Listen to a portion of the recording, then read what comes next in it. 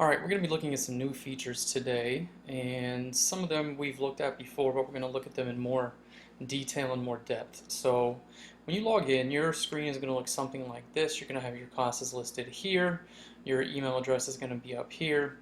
You'll have our class, you'll have probably Mr. Brody or Mr. Burkhall's class in here as well.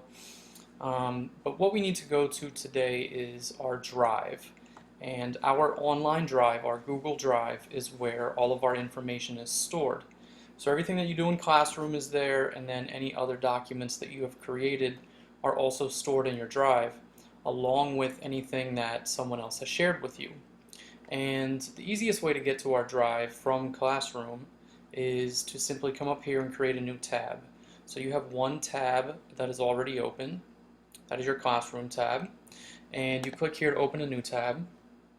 And to get there, I can either click here, which opens up all of my Google apps, and I can click on Drive, or I can just click on drive.google.com, and that's listed right here for me, so I'm going to hit enter and it takes me right to my drive.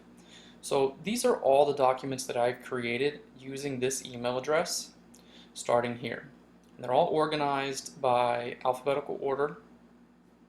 Most of mine are created with a number in front indicating which day that document is for. And I have different ways of organizing these documents. I can have them the way that they're listed now, which is called a list view, or if I hover over this item here, this is my grid view, and it'll change it so that I kind of get a preview of each document. Now this is nice because you get to see what each document looks like, so if you need a reminder and you're looking for something specific and you can't really remember what that document is, but you can remember what it looks like, the grid view is a good way of finding it. You can see I also have a couple of folders up here.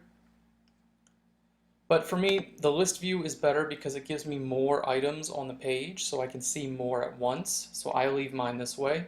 It's up to you how you want to arrange yours. Another way of organizing the information, I can sort the information by name. I can sort it by the last time it was modified. So the last time I've opened or changed any of these documents. But I like mine by name, so I'm going to go that way. Again, it doesn't really matter. If you click on this I up here, it's going to give you information about whatever document you click on. It will give you the activity, so it will tell you when you created the document, the title, who has access to it, and a lot of other information. You can also click on the details. It'll give you a little preview. It tells you how big the document is, where it's located, and other information about it. So I'm going to close that out. The last thing up here on the right that I'm going to have us look at is the settings wheel. Anytime you see this wheel anywhere pretty much at this point, it just means settings. It's going to allow you to change your settings.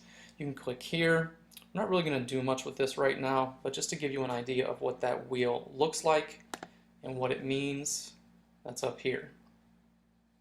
So there are a few other items that pop up when you click on a document.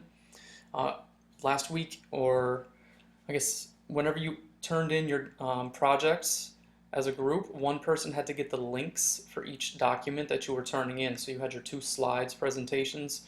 We found one way to get that link. Another way to do it is to look in your drive and then to click here, and this will give you the link. You can copy that and then paste it.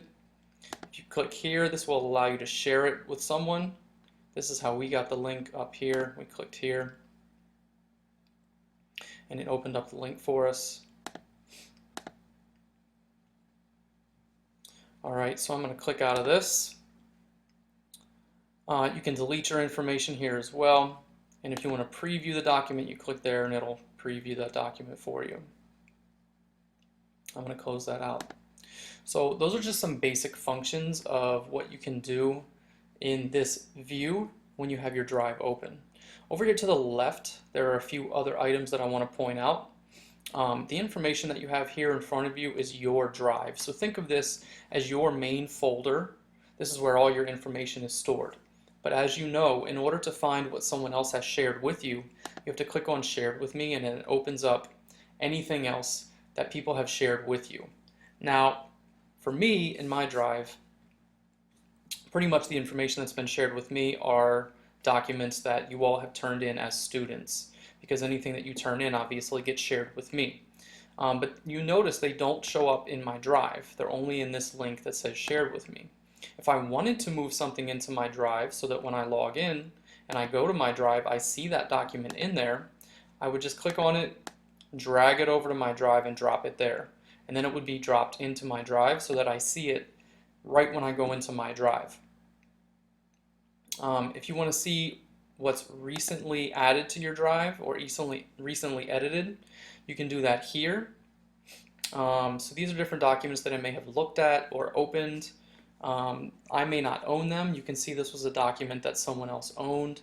And this is just anything that you have looked at that was created in a Google Drive account will be shown here in recent. The other thing is that you can always search Drive. Google, of course, is a search company first. So if you're having trouble remembering where you may have left something, you can always go to the search box at the top and search for it. For example, maybe I'm looking for presentation. So I have all of these things here that might pop up as what might be what I'm looking for. And this will give me, without hitting enter, this will show me different items that have the word presentation in their title. If I hit enter though, what'll happen, oops, if I hit enter and search, it should bring up any document with the word presentation in it. So if you can't find something but you know you remember a word or a phrase that one of your assignments uses, you can always search for it, hit enter, hit the search up here, and that will take you over to anything that has that word in it, whether it's in the title or in the document itself, which is a really nice feature.